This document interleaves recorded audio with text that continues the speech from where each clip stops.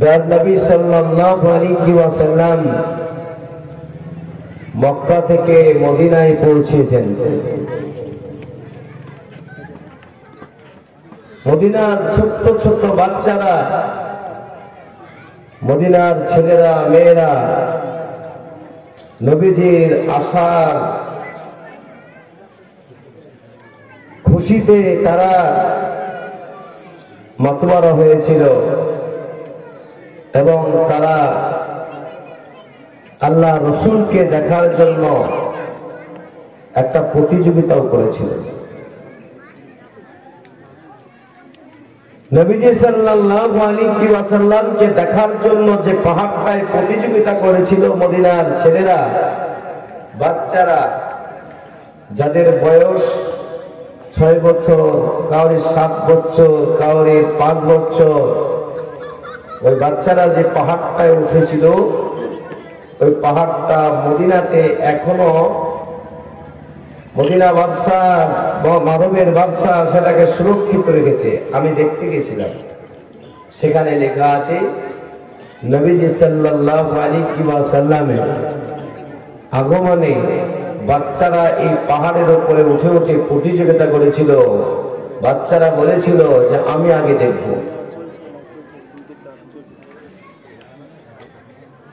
সিরাতে মুস্তাফা কিতাবে লেখা আছে দয়ার নবী সাল্লাল্লাহু আলাইহি ওয়াসাল্লাম মদিনায় পৌঁছেছেন। তারা খুশিতে মাতোয়ারা হয়ে পাহাড় থেকে নামছে, উঠছে। বাচ্চাদের মায়েরা, তাদের বাবারা বলেছিল, বাবা ওই পাহাড় থেকে পড়ে তোমাদের মৃত্যু হবে, তোমাদের প্রাণ যাবে। বাচ্চারা উত্তর দিয়েছিল, ওগো আমার আব্বা জান আম্মা জান, শেষ নবী আখির নবী মুহাম্মদুর রাসূলুল্লাহ সাল্লাল্লাহু আলাইহি ওয়াসাল্লামকে দেখতে গিয়ে যদি আমার এই প্রতিযোগিতা করতে গিয়ে যদি আমাদের প্রাণ যায়, জান যায়, আল্লাহ পাককে আমরা বলতে পারবো, আল্লাহ তোমার নবীকে দেখার প্রতিযোগিতা করতে গিয়ে আমাদের প্রাণ গেছে। আল্লাহ পাক রব্বুল আলামিন নবীর মহব্বত ভালোবাসাটা যদি আল্লাহ পাক কবুল করে নেন, আমার ভাইয়েরা, আল্লাহ পাক রব্বুল আলামিন আমাদের জান্নাত দিতে পারে। ওদের বাচ্চারা উত্তর দিয়েছিল, দয়ার নবী মায়ার নবী বিশ্ব নবী মুহাম্মদুর রাসূলুল্লাহ সাল্লাল্লাহু আলাইহি ওয়াসাল্লাম যখন মদিনায় পৌঁছে গেলেন, মদিনার বাচ্চা বাচ্চা ছেলেরা, শিশুরা তারা দৌড়িয়ে দৌড়িয়ে আল্লাহ নবীকে সাক্ষাতের জন্য তারা দৌড়িয়ে দৌড়িয়ে আসছে।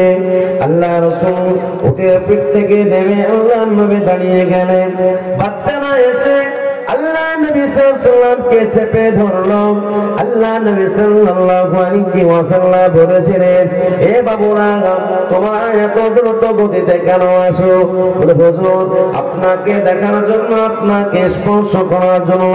হুজুর আজকে 3 দিন থেকে আমরা আপনার অপেক্ষা করতে করতে আমরা খানা খাওয়া ভুলে গেছি।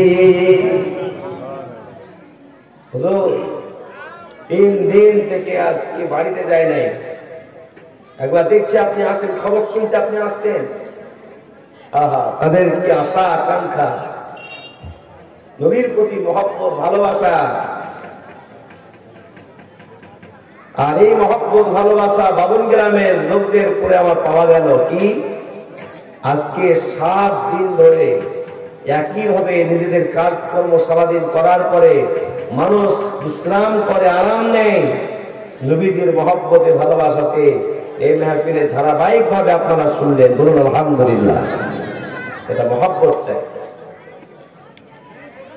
নবী সাল্লাল্লাহু আলাইহি ওয়াসাল্লাম ওই বাচ্চাগুলোকে আদরের কোলে নিলেন, আর ওই বাচ্চাগুলোকে জিজ্ঞাসা করলেন, হে বাবুরা আমাকে তোমরা কেমন মহব্বত করবে, কতদিন ভালোবাসা দেবে? ওই বাচ্চারা বলেছিল, হুজুর আপনার পবিত্র শরীরে মক্কার অনেক আঘাত করেছে, অত্যাচার করেছে, পাথর ছুঁড়ে ছুঁড়ে মেরেছে। হুজুর ওই সমস্ত জায়গাগুলোতে আমরা একটু চুম্বন দিতে চাই। শুধু তাই নয়, আপনার এই পবিত্র শরীরে বদনে আজকের দিনের পর থেকে হুজুর মক্কা কাফের বেঈমানেরা অত্যাচার করেছে আপনার উপরে, আপনাকে পাথর ছুঁড়ে ছুঁড়ে মেরেছে হুজুর, আপনাকে বড় কষ্ট দিয়েছে, আপনাকে পাথর মেরে মেরে তাইফের লোকেরা রক্ত ঝরিয়েছে হুজুর। আজ থেকে এরপর থেকে যখন আপনি মদিনায় চলে এসেছেন হুজুর, কথা দিচ্ছে হুজুর আর কোন দুশমন আপনার শরীরে আঘাত করতে পারবে না।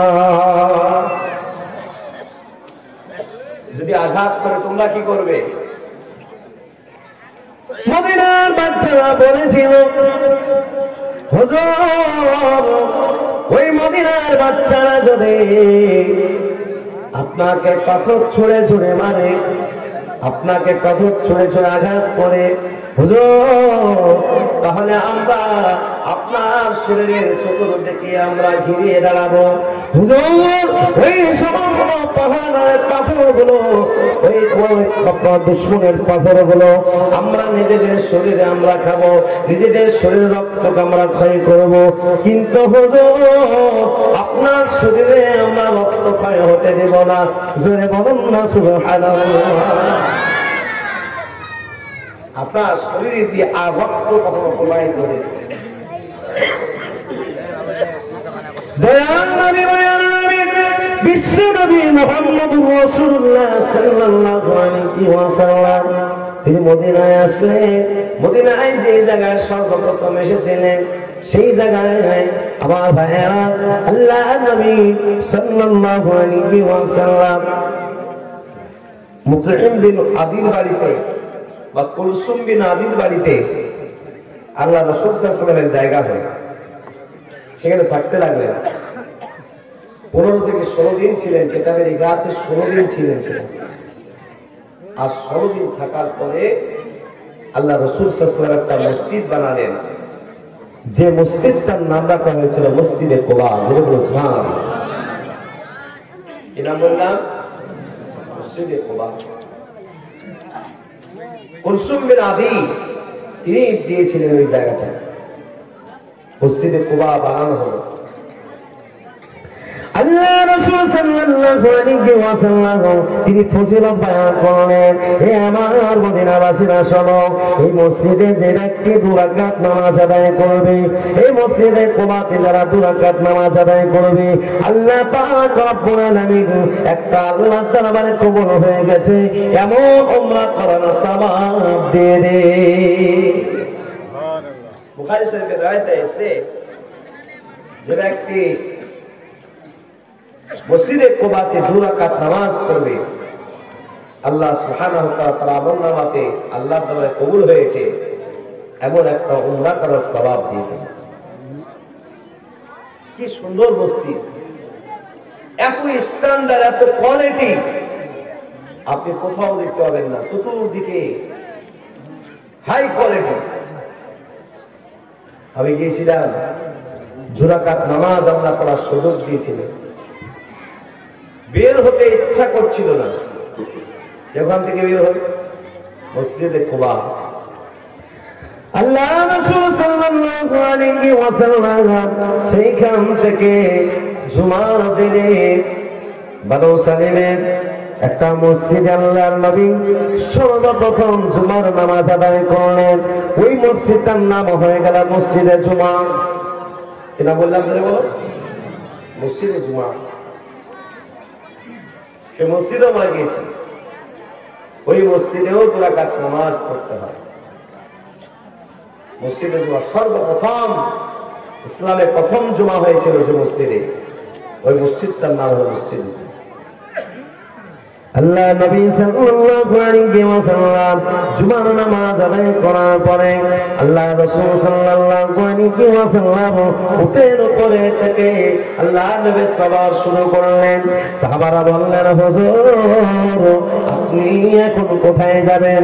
আল্লাহ নবী সাল্লাল্লাহু আলাইহি ওয়াসাল্লাম বলেছিলেন, সাহাবারা শোনো, হে আনসারী সাহাবারা শোনো, এই আমার সওয়ারি যেতে যেতে যেতে যেই জায়গায় গিয়ে আমার সওয়ারি বসে যাবে ওই জায়গাটায় আমার থাকার জায়গা হয়ে যাবে, ওটাই আমার থাকার জায়গা। কি বললেন? সবাই চাইলো যে হুজুর আমার বাড়ি আসুন, সবাই চাইছে। আপনাদের বাবুন গ্রামে ভাবছিলাম এবছর যে আমি কাউরি বাড়ি খাবো না, কিন্তু কাউরের গড়ায় এড়ানো গেল না। কি বললেন? অনেক মানুষ তারা ফোনেও আমাকে জানিয়েছে, হুজুর একবার হলে এক কাপ চাও খেতে হবে। কি বললেন? এই বাবুন গ্রামের মানুষ এত মহব্বত ভালোবাসা, সুবহানাল্লাহ। মনে হচ্ছে হ্যাঁ, নবীজি সাল্লাল্লাহু আলাইহি ওয়াসাল্লামকে আনসারী সাহাবারা কত মহব্বত করেছিল, কত ভালোবেসেছিল। এই ভালোবাসা আলেম ওলামার সঙ্গে যদি থাকে, নবীজি বলেছেন আল উলামা ওয়ারাসাতুল আম্বিয়া, নবীদের একমাত্র ওয়ারাসা ছেড়ে গেছে, সেটা হলো আলেম ওলামা, যাদের সম্মান করলে আল্লাহ বড় খুশি হয়ে যায়। বলুন সুবহানাল্লাহ। তাই নবী সাল্লাল্লাহু আলাইহি ওয়াসাল্লামের উটের লাগাম ধরে নিছে। লাগাম বোঝেন তো আপনারা?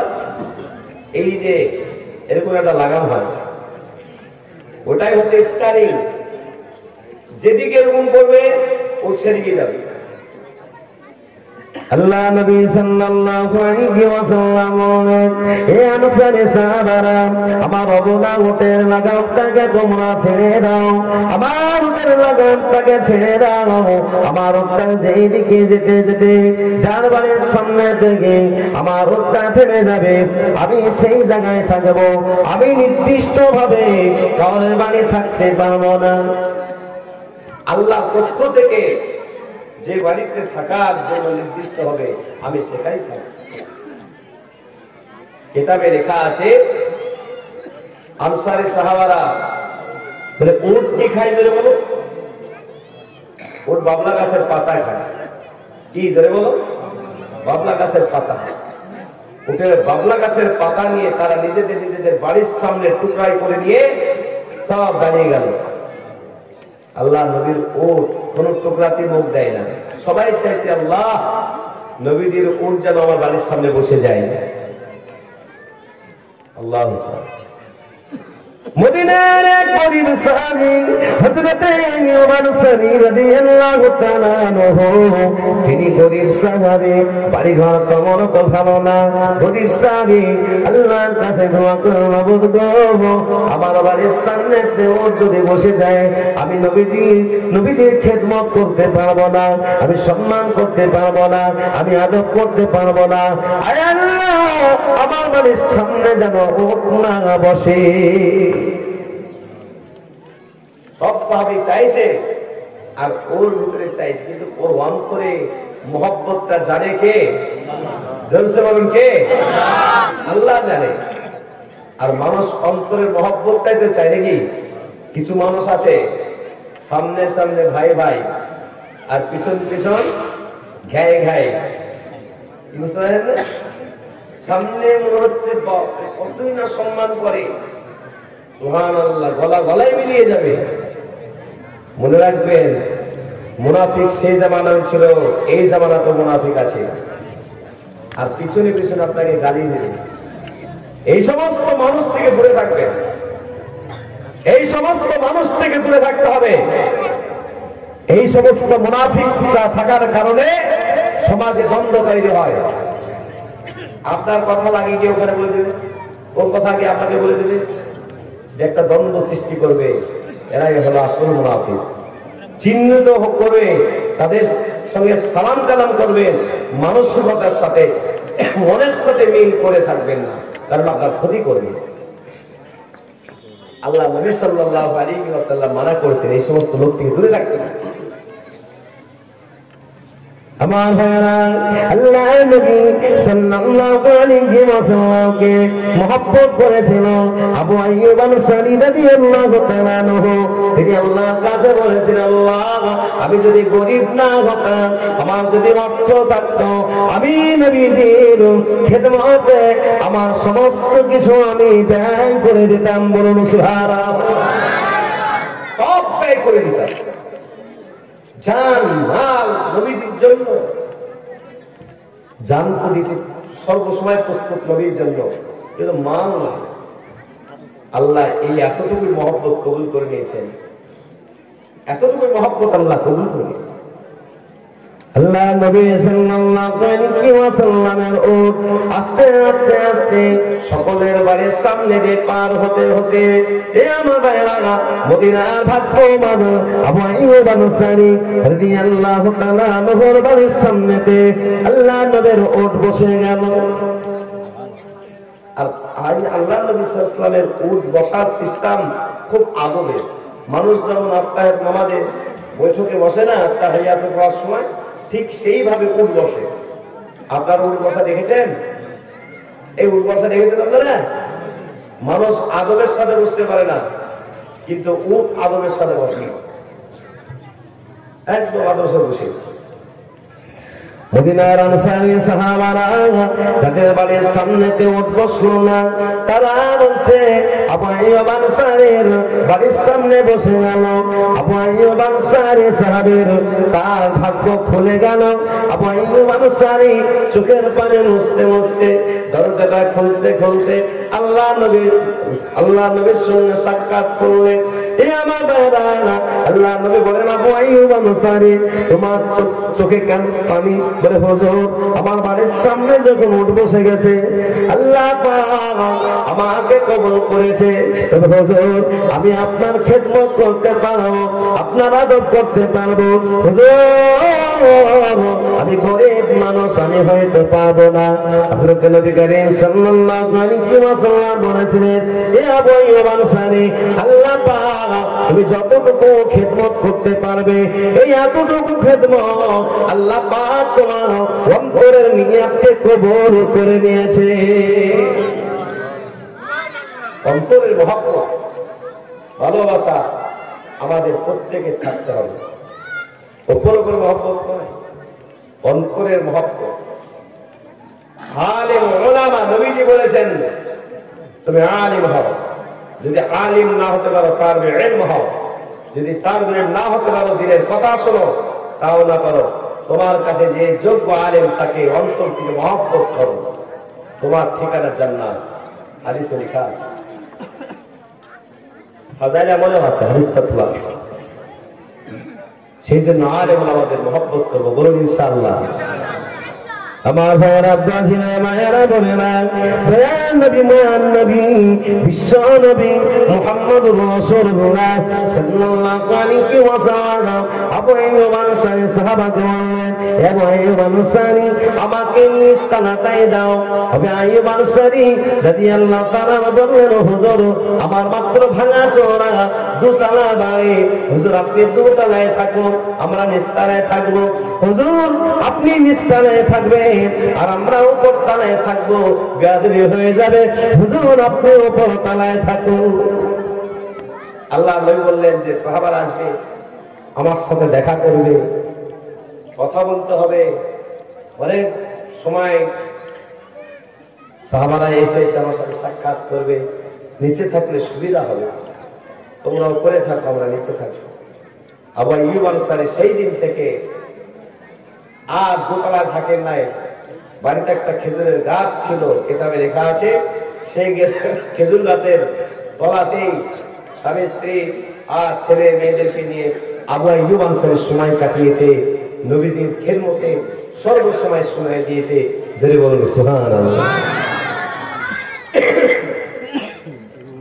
আবু আইয়ুব আনসারী তিনি খাবার দিচ্ছেন, কি বললেন, ছোট্ট ছোট্ট রুটি আর মাংস ইত্যাদি খাবার দিচ্ছে, সুস্বাদু খাবার নবীর খেদমতে পেশ করে।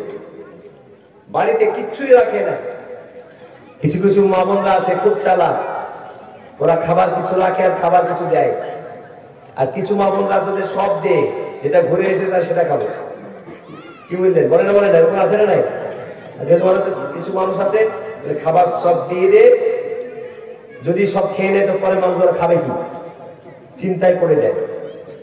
কিন্তু শুনুন, আবু আইয়ুব আনসারী সাহাবী স্ত্রী, তিনি বলছেন সব খাবার নিয়ে যান, খানচায় ভর্তি করে আল্লাহ নবীর কাছে নিয়ে গেছে।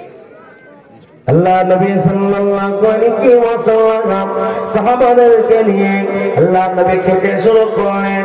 হে আমার ভাইরা, আল্লাহ নবী সাল্লাল্লাহু আলাইহি ওয়াসাল্লাম সাহাবার সংখ্যাটা অনেক বেশি ছিল, সমস্ত খাবার কমপ্লিট খেয়ে নিয়েছেন।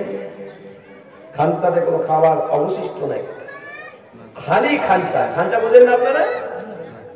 খালি প্লেট, খালি বর্তন নিয়ে আবু আইয়ুব আনসারী তিনি বাড়িতে গেলেন। বিবি খাবার নেই। আবু আইয়ুব আনসারীর স্ত্রী বললেন যে হ্যাঁ, বরকতের খাবার এই থালাতেই আছে, বরকতের খানা আছে।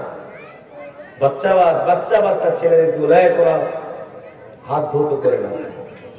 আবু আইয়ুব আনসারী রাদিয়াল্লাহু তাআলা আনহু যেমন সাহাবী ছিলেন, তিনার স্ত্রী কত পরেজগার ছিলেন। এ আমার ভাইরা, খানচাতে থালায় খাবার ছিল না। আল্লাহ নবী সাল্লাল্লাহু আলাইহি ওয়াসাল্লামের হাতের বা আঙ্গুলের ছাপ ছিল সেই জায়গাগুলোতে। আবু আইয়ুব আনসারী সাহাবী রাদিয়াল্লাহু তাআলা স্ত্রী বলেন, এই যে জায়গাগুলোতে আল্লাহ নবী সাল্লাল্লাহু আলাইহি ওয়াসাল্লাম খেয়েছে, ওই জায়গাগুলো যদি আমরা আঙ্গুল দিয়ে পুছে যদি আমরা খাই, আমার আল্লাহ পাক রব্বুল আলামিন আমাদের পেটটা ভরিয়ে দেবেন। বলুন সুবহানাল্লাহ। ছোট্ট ছোট্ট বাচ্চারা, আবু আইয়ুব আনসারী সাহাবী বিবি সকলে মিলে একসঙ্গে থালা মুছে খেতে শুরু করে দিলেন। আল্লাহ পাকের রহম হলো, খাবার থেকে আল্লাহ পাক খাবার দিচ্ছেন যেমন করে। আবু আইয়ুব আনসারী রাদিয়াল্লাহু তাআলা আনহু স্ত্রী বলেন, ও আমার প্রাণের স্বামী, থালা পুছে খাবার খেয়ে পেট ভরেছে? বলে হ্যাঁ, এটি যে এতদিন পূর্বে কোনদিন খাবার খেয়ে আমার তৃপ্তি হয় নাই, পেট ভরে নাই, এত স্বাদ পাই নাই। বাচ্চা ছেলেদের জিজ্ঞাসা করছে, বাবু থালা পৌঁছে খেয়ে কি তোমাদের পেট ভরেছে? বলে হ্যাঁ, পেট তো ভরেছে, কিন্তু এই খানার স্বাদ আগে কখনো পাই নাই। আবু আইয়ুব আনসারী সাহাবীর স্ত্রী বলেন, হুজুর এই থালাতে পুছে খাওয়ার কারণে আল্লাহ রাব্বুল আলামিন তৃপ্তির সঙ্গে পেট ভরিয়েছেন। বলুন সুবহানাল্লাহ। সবার পেট ভরে গেল। সেজন্য থালাকে পুছে খাওয়া নবীজির একটা সুন্নাত। অনেক রোগ জ্বালা থেকে আল্লাহ পাক হেফাজত করেন। আমরা প্রত্যেকেই দস্তর বিছিয়ে খাবো। বলুন ইনশাআল্লাহ। বাড়িতে সবই আছে, কি বললেন? দস্তরখানা 50 টাকা দামের দস্তরখানা খুঁজে পাওয়া যায় না, এরকম অনেক বাড়ি পাওয়া যায়। ঠিক না? ঠিক। বাবুল গ্রামে সবার বাড়ি আছে দস্তরখানা, এখানে ভুল বললে যাবে না। চাক চাক চক করছে, এরকম একদম সোনা লাগানো আছে মনে হচ্ছে দস্তরখানাতে। এরকম দস্তরখানাও বাবুল গ্রামের মানুষের বাড়ি দেখা গেছে। আলহামদুলিল্লাহ। যাদের বাড়ি নেই, আমরা দস্তরখানা বিছিয়ে খাবো, আল্লাহ ওই খানাতে বরকত দেবে। বলুন ইনশাআল্লাহ। আল্লাহ রাসূল সাল্লাল্লাহু আলাইহি ওয়াসাল্লাম আবু আইয়ুব আনসারীকে বললেন, হে আবু আইয়ুব আনসারী, এই পাশের জমিটা কার? বলে দুটো এতিম বাচ্চা ছিল।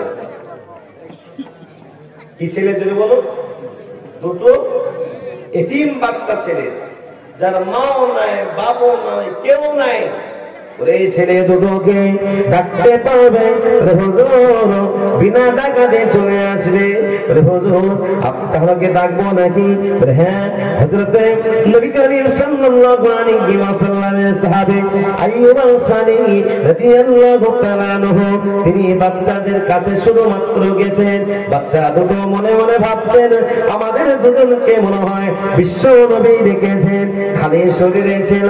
আবু আইয়ুব আনসারী বলতে দুই ভাই খেলা করতে দুই ভাইয়ের নাম লেখা আছে সাহাল আর সোহেল। কি নাম বললাম?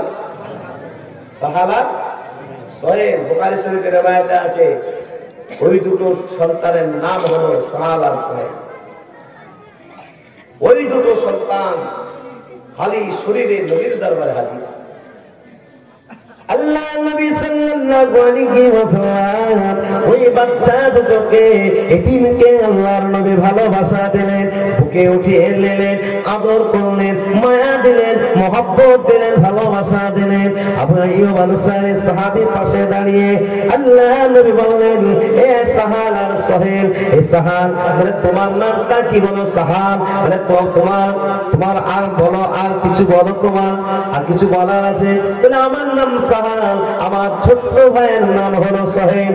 আল্লাহ নবী সাল্লাল্লাহু আলাইহি ওয়াসাল্লামের সামনে সাহাল বড় ভাই বলল, হুজুর আমার নামটা আমি বলবো, আপনি কেন ওনার নাম বলা শুনছেন? আল্লাহ নবী সাল্লাল্লাহু আলাইহি ওয়াসাল্লাম বললেন, এ সোহেল তুমি তোমার নাম বলে দাও। বলে আমার নাম সোহেল। বলে তোমাদের বাবা মা নাই? বলে এতদিন পর্যন্ত আমাদের বাবা মা ছিল না, যখন আপনি মদিনায় চলে এসেছেন ইয়া রাসূলুল্লাহ হাবিবাল্লাহ, আপনাকে আমাদের বাবা মার মতো পেয়ে গেছি। হুজুর যে মহব্বতটা আপনি আসার সঙ্গে সঙ্গে বুকে উঠিয়ে দিলেন, এই মহব্বত ভালোবাসাটা আমার বাবা মার মতো পেয়ে গেলাম। বলুন সুবহানাল্লাহ। আল্লাহ নবী সাল্লাল্লাহু আলাইহি ওয়াসাল্লাম ওই বাচ্চা ছেলে দুটো মাথাতে হাত বুলিয়ে দিলেন। হাত বুলিয়ে কি আদর যত্ন। আবু আইয়ুব আনসারী সাহাবে দাঁড়িয়ে আছে, আল্লাহ নবী হযরতে সাহারা সোহেলকে, ছোট্ট বাচ্চা দুটোকে আল্লাহ নবী বললেন, এ সাহারা সোহেল বলো এই জমিনটা কার? বলে হুজুর এতদিন পর্যন্ত আমাদের ছিল, যখন আপনি এসে গেছেন এই জমির মালিক আপনাকে বানিয়ে দিলাম। বাচ্চা ছেলে সাহারা সোহেল, তিন ছেলে। হুজুর এই পুরো বাগানটা খেজুর গাছের বাগান আপনাকে দিবে।